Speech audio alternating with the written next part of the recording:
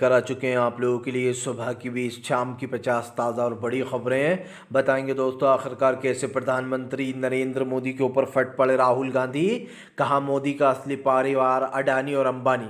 बताएंगे कैसे मोदी सरकार के नाटक का राहुल गांधी ने किया पर्दाफाश। क्यों आखिरकार दोस्तों लालू प्रसाद यादव और बीजेपी में हो गई भिड़त।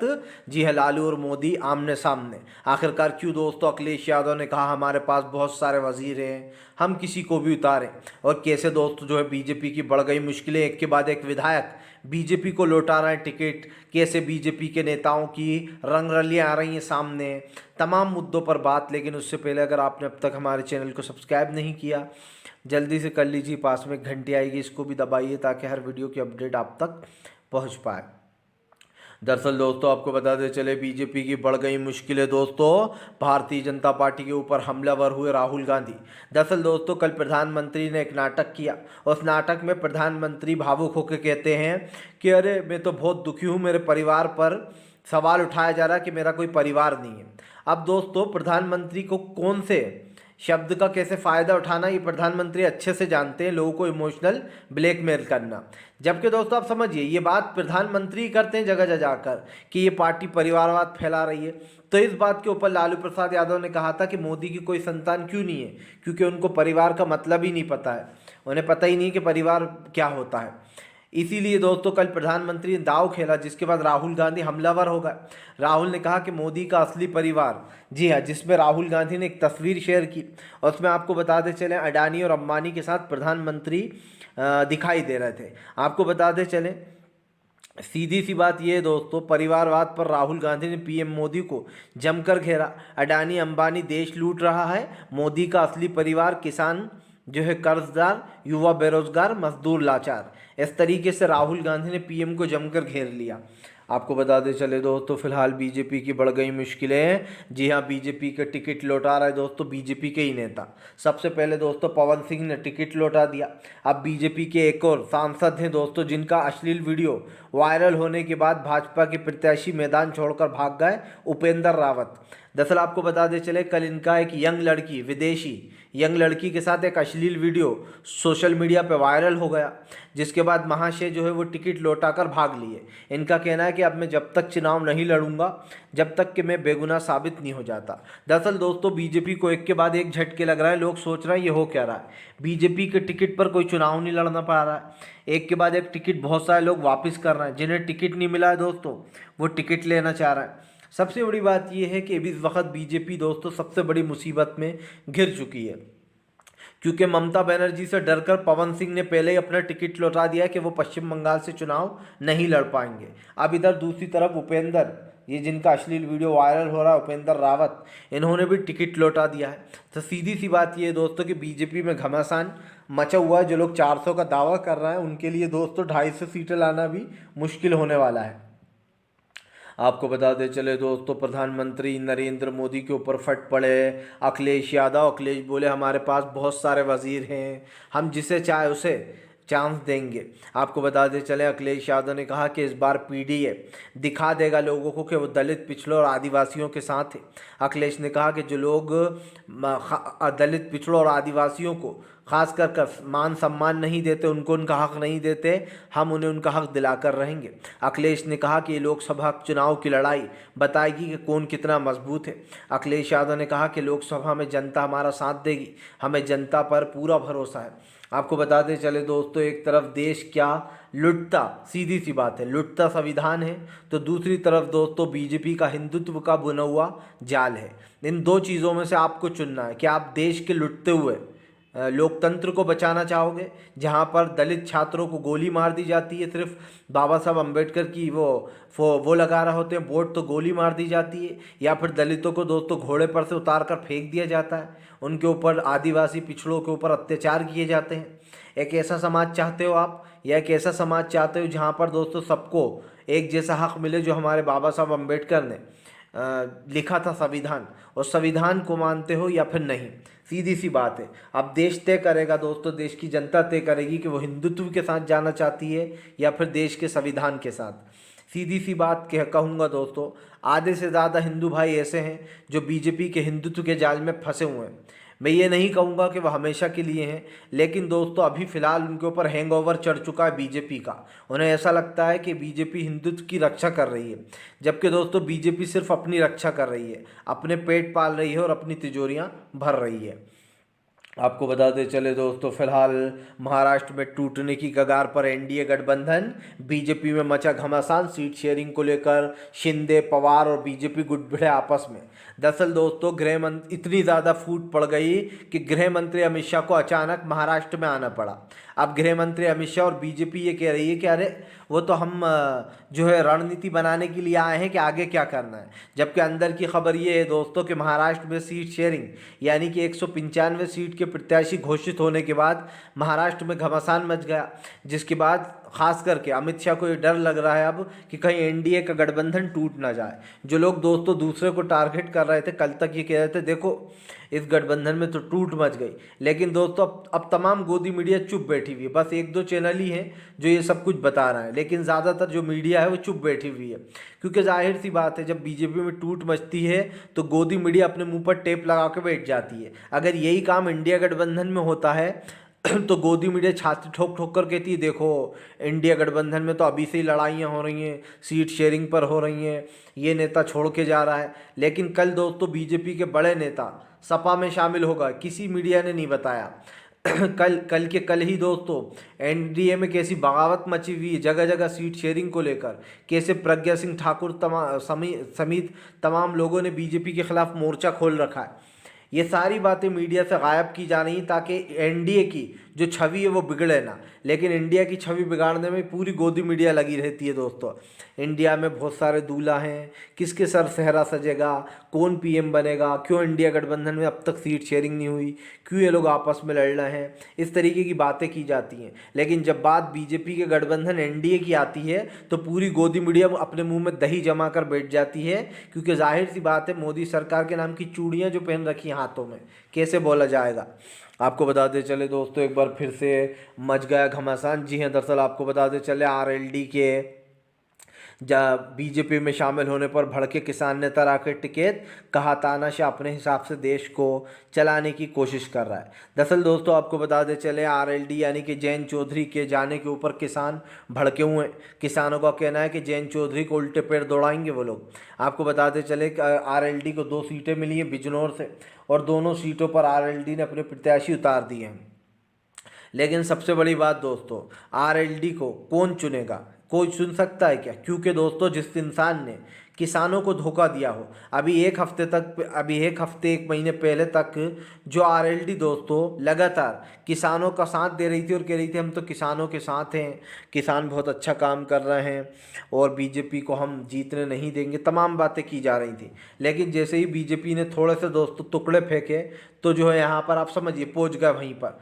जाहिर सी बात है आज बीजेपी सत्ता में, उसके पास पैसा है, पद है, तो वो सब कुछ दे सकती है दोस्तों। लेकिन कल जब बीजेपी नहीं होगी तब आप देखना यही लोग बीजेपी का साथ छोड़ के दूसरी पार्टियों में शामिल हो जाएंगे, क्योंकि इनके अंदर ईमान नहीं है दोस्तों। इनके अंदर वो ईमान नहीं है कि ये जनता के लिए काम कर सके। ये लोग सिर्फ पैसे के पुजारी हैं और उसी के लिए काम करते हैं। आप चाहे माने ना माने दोस्तों, आरएलडी का जयंत चौधरी जो है उनके ऊपर लोगों को बहुत भरोसा था, लोग पसंद करने लगे थे जयंत को, और आगे चल के जयंत चौधरी दोस्तों एक आप समझिए सीएम भी बन सकते थे, एक बड़ा पद मिल सकता था उन्हें। लेकिन दोस्तों थोड़े से लालच के चक्कर में अपने ईमान को बेच देना और बीजेपी में शामिल हो जाना, ये तो बहुत सारे नेताओं की कहानी है। उसी में अब जयंत चौधरी भी शामिल हो चुके हैं जिन्होंने बीजेपी का दामन थाम लिया है। आपको बताते चले दोस्तों, फिलहाल गूगल को भेज दिया बीजेपी ने नोटिस। गूगल ने बोल दी दोस्तों, जेमिनी ने थोड़ी सी एक बात सच्चाई बोल दी तो भैया बीजेपी को लग गया बुरा। दरअसल आपको बताते चले गूगल इंडिया यानी कि दोस्तों गूगल जेमिनी से एक व्यक्ति ने सवाल पूछा कि क्या पीएम मोदी जो है दोस्तों वो फांसीवादी नेता है। मतलब उस जो एक व्यक्ति था उसने गूगल की जेमिनी से पूछा कि जो पीएम मोदी हैं क्या वो फांसीवादी नेता हैं। इसका लंबा चौड़ा जवाब देते हुए गूगल की जेमिनी ने लिखा, पीएम मोदी पर ऐसी नीतियां लागू करने का आरोप है जिन्हें कुछ जानकार फांसीवादी मानते हैं। यानी कि पीएम मोदी की जो विचारधारा है, जिस तरीके से चल रहे हैं, उसको इस जेमिनी ने जवाब दिया कि कुछ लोग फांसीवादी मानते हैं। आपको बताते चलें, इस पर जो है बीजेपी की आईटी सेल एक्टिव हो गई और कहा ये उल्लंघन किया है। हमने गूगल से इस पर जवाब मांगा तो गूगल ने हमसे माफ़ी मांगी है। अब दोस्तों ये तो साफ बात है कि गूगल जेमिनी ने जो कहा है वो अपने मन से तो कहा नहीं है। कुछ लोगों पीएम नरेंद्र मोदी को ये मानते हैं, उन्हें लगता है कि पीएम मोदी एक फांसीवादी नेता है तो उन्होंने उस चीज़ को कहा है।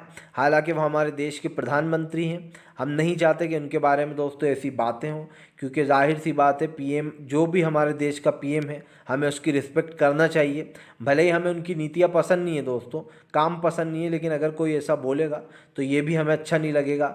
क्योंकि दोस्तों हम लोग लोकतंत्र से चलने वाले लोग हैं और अभी जो हमारे देश के प्रधानमंत्री अगर कोई उनको इस तरीके की बुरी वर्ड कहेगा तो जाहिर सी बात है हमें अच्छा नहीं लगेगा और आपको भी नहीं लगेगा। लेकिन ये बात भी सच है कि पीएम नरेंद्र मोदी की नीतियाँ हमें और आपको बिल्कुल पसंद नहीं है। ख़ास कर जो उनका एक हिंदुत्व वाला चेहरा है, इससे लोग नफ़रत करते हैं। क्योंकि दोस्तों देश में अगर नफ़रत फैलती है तो मुझे नहीं लगता कि कोई पीएम को ये करना चाहिए, क्योंकि देश की एक बड़ी जिम्मेदारी होती है पीएम पर। अगर वही दोस्तों हिंदुत्व को बढ़ावा देगा तो देश के जो नागरिक हैं वो किस पर भरोसा करेंगे। अगर एक कम्युनिटी के लिए पीएम नरेंद्र मोदी खास करके अल्पसंख्यकों को नीचा दिखा रहा है तो आप समझ सकते हैं ये देश के लिए कितनी खतरनाक राजनीति है। आपको बता दें चले दोस्तों, इमरान प्रतापगढ़ी का मोदी सरकार के ऊपर बड़ा हमला। इमरान प्रतापगढ़ी बोले प्रधानमंत्री सिर्फ अपने परिवार के इवेंट में लगे हुए हैं, कार्यक्रम में लगे हुए हैं। दरअसल दोस्तों सबको पता है प्रधानमंत्री अडानी और अंबानी के लिए काम करते हैं और ये बात हम नहीं कह रहे हैं, ये बात कहता है विपक्ष। विपक्ष लगातार आरोप लगाता आता है कि प्रधानमंत्री नरेंद्र मोदी की राजनीति अडानी और अंबानी के इर्द गिर्द घूमती है। बाबा रामदेव जैसे लोगों को फुल छूट मिली हुई है, झूठे ऐड चलाए जाते हैं दोस्तों, टीवी पर प्रसारित होते हैं वो ऐड।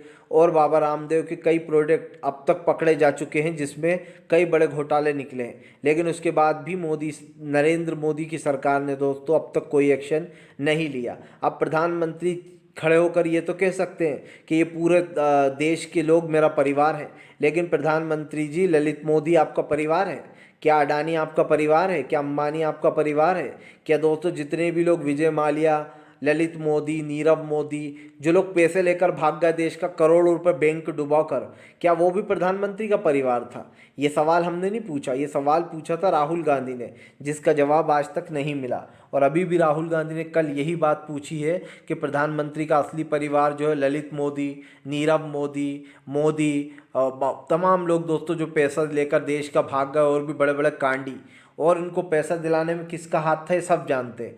जबकि प्रधानमंत्री सत्ता में जब आ रहे थे तो उन्होंने कहा था कि मैं इन लोगों को बाहर से भी पकड़ के ले आऊँगा, देश का पैसा इनसे वापस लूँगा। लेकिन आज देखिए दोस्तों, सत्ता में आने के बाद प्रधानमंत्री उनको लाना तो दूर, वो लोग आए दिन वीडियो वायरल करते रहते हैं, लेकिन उनके ऊपर कोई कार्रवाई नहीं हुई अब तक, ना उन्हें आज तक पकड़ा गया जो लोग पैसे लेकर भाग गए देश का।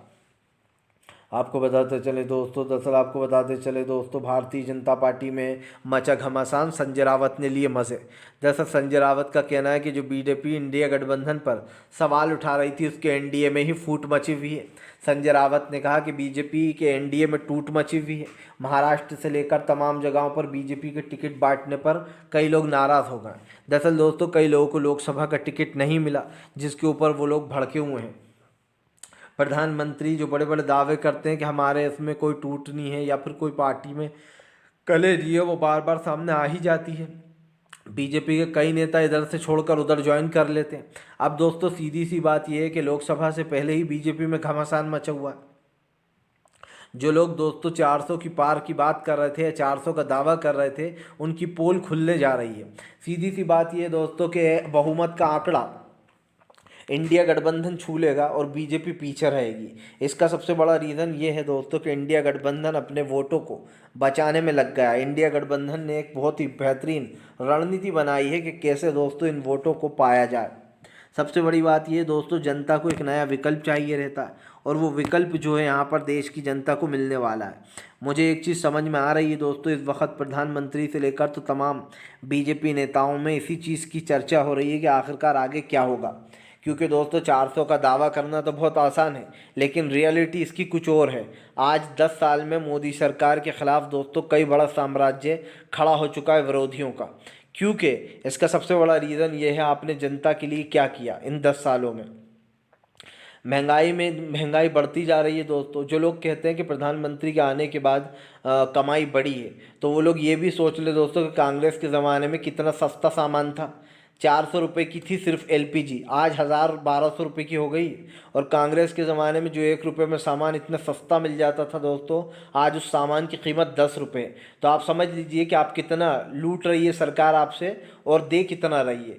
तो इस चीज़ को भूलना नहीं चाहिए। जो लोग इस तरीके की बातें सोचते हैं उन्हें समझना चाहिए कि आज महंगाई को कितना ज़्यादा बढ़ा दिया गया है। आपको बताते चले दोस्तों, बीजेपी के खिलाफ जो है यहाँ पर उतर गए तमाम नेता। भारतीय जनता पार्टी को पड़ेगा महंगा।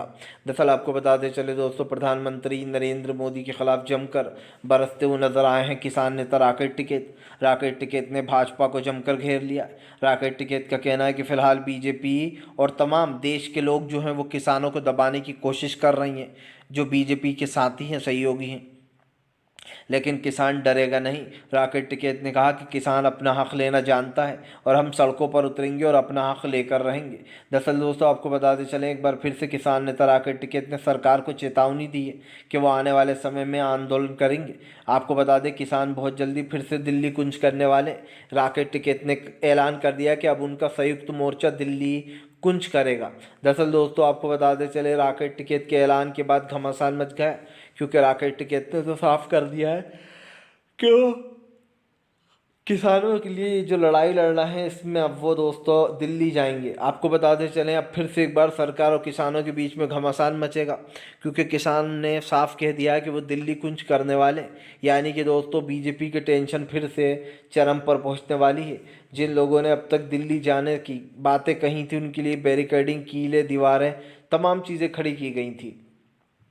गोलियां चलाकर दोस्तों एक किसान की जान ले ली गई। लेकिन अब फिर से एक बार जो है संयुक्त किसान मोर्चा ये सब कुछ करने जा रहा है। अब देखेंगे कि आगे क्या होता है। क्या किसान दोस्तों अपनी मंजिल तक पहुंच पाएंगे या फिर एक बार फिर से तानाशाही से उन्हें रोक लिया जाएगा। आपको बताते चले दोस्तों, फिलहाल भारतीय जनता पार्टी के खिलाफ जो है यहाँ पर खोल दिया मोर्चा। जी हाँ, आपको बता दें, मल्लिकार्जुन खड़गे भड़के। खड़गे बोले बीजेपी देश के लोकतंत्र को शर्मसार कर रही है। लोकतंत्र ख़त्म हो जाएगा तो बीजेपी चुनाव भी कराना ख़त्म कर देगी। दरअसल खड़गे का कहना है कि 24 का चुनाव हमारे आत्मसम्मान की लड़ाई है, बाबा साहब अम्बेडकर की लड़ाई है। खड़गे ने कहा कि जो लोग संविधान को ख़त्म करना चाह रहे हैं, बता दो उन्हें कि हम संविधान के साथ हैं, उन लोग को ही हटा दो। आपको बताते चले दोस्तों, सीधी सी बात यह है कि संविधान को ख़त्म करने वाले लोगों को बड़ा झटका लग सकता है, क्योंकि यहाँ पर दोस्तों अब उल्टा बीजेपी ही सत्ता से बाहर जाने वाली है। सबसे बड़ी बात यह दोस्तों कि बीजेपी को एक चीज़ समझना होगी।